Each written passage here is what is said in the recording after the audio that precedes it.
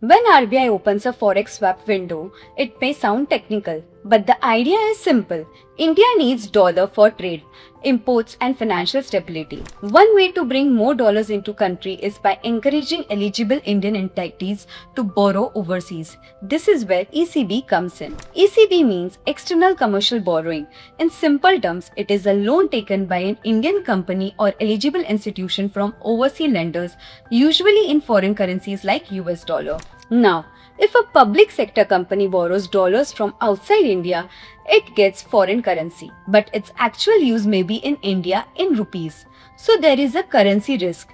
If the rupee weakens later, the repayment can become costlier. To manage this risk, companies and banks usually hedge, but hedging has a cost. RBI's concessional forex swap window helps reduce this cost and gives more predictability. Here is how it works.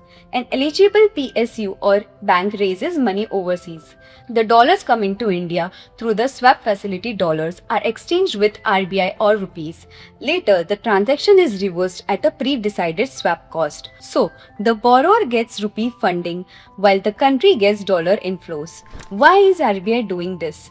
RBI is trying to attract foreign currency into India without creating panic or making loud statements on the rupee. More dollar inflows and support forex reserves and reduce pressure on the currency. For banks, this can be a positive because overseas borrowing becomes more attractive.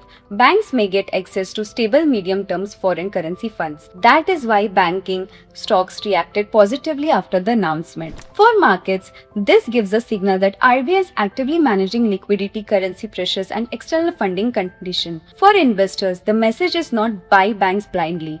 The message is to understand the signal. The move can support banks and PSU lenders, but it does not remove all risk. Global interest rates, dollar strengths, oil price, and repayment ability still matters. So when you hear RBI forex swap window, remember this simple line. RBI is trying to bring dollars in, reduce hedging pressure, and support financial stability.